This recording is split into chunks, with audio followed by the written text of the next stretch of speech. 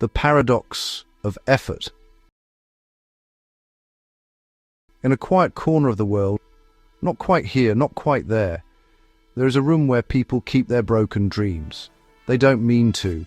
They leave them there by accident, usually, dropped like loose buttons or misplaced keys. And if you walk carefully between the shelves, you'll hear them whisper, not screams, not cries, whispers. Soft little things like, "You were trying too hard." It sounds impossible, doesn't it? Like the sort of instruction you'd get from a trickster god with a crooked smile. After all, the world swears by effort, by sweat, strain, and aching knuckles. Victory, we're told, is a mountain conquered through sheer stubborn climbing. But the whispers in the room of abandoned dreams say otherwise. They say the world has misunderstood the masters. We saw only the hours they worked, the cracked brushes, the blistered hands, the dog-eared notebooks, and we praised the effort. But we missed the secret hidden between their movements, in the quiet between their breaths. The harder you strain, the smaller your world becomes. Because the mind, mischievous creature that it is, refuses to open under pressure. And the dreams we squeeze too tightly, they slip through our fingers like frightened birds. The mechanics of tension, where fear masquerades as ambition. There is a switchboard inside you, an ancient one, with frayed copper wires and runes carved into the panels by hands long forgotten. And when you clutch too fiercely at an outcome, when you need success the way lungs need air, that old switchboard panics, the wires spark, the alarms blare. Your mind mistakes your ambition for an incoming storm. You think you're focusing, but what you're actually broadcasting is fear. Have you ever chased a word around your mind, a name, a memory, only to watch it sprint into the underbrush the harder you pursue it? That is how the mind behaves under strain. It hides, it curls up, it refuses to answer the door. The great works of the world and the art, the inventions, the sudden brilliant solutions, they don't arrive by force.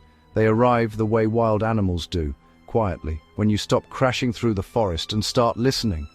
The ancients knew this. The wise ones always do. We strive, but we do not grasp, they said. For the moment you grasp, truly grasp, your hands are too full to receive anything new. Number 3. Wu Wei and the sail. How the masters move with the wind. There is an old river that flows beneath the world. The Taoists knew it. They called the art of moving with that river Wu Wei. Effortless effort. Not laziness. Never that. Laziness is a boat left to rot on the shore. Wu Wei is the discipline of rowing at the right moment and resting at the right moment and knowing the difference. The Stoics had their own name for it. Amor fati. Love your fate. Love the process. You do not command the wind, you never will, but you command the sail, how you angle it, how you honor it, how you prepare it for whatever gust comes next. The novice wrestles the mast, cursing the sky, believing that strain itself is noble. But the master touches the ropes lightly, feels the breeze, listens for the river beneath the river, then sets the sail just so, and lets the wind do what wind has always done, because the power was never in the pushing, it was in the alignment. 4. The rewiring, where peace and power become the same thing. So how do you learn this magic? How do you trade tension for mastery?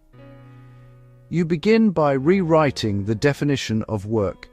Hard work is showing up every day, especially the dull ones, the gloomy ones, the ones where the world feels like wet wool. Easy work is letting go of the outcome, releasing your death grip on perfection, allowing the painting to be a painting, not a prophecy, allowing the pitch to be a conversation, not a verdict. Your job, the only job you've truly ever had, is to set the sail cleanly, honestly, with care.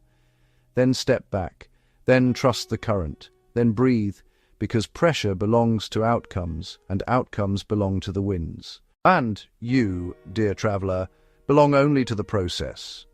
That steady, unshakable place where effort becomes ease and devotion becomes freedom. In that space, the paradox reveals itself. You must work, without desperately trying to work. Act without strangling the act. Reach without clawing. This is the effortless effort, the will that does not waver, the peace that arrives only when you stop chasing it through the halls of your mind. Set your sail, loosen your grip, trust the river, and watch, astonished, quiet, grateful, as your work finally becomes effortless power.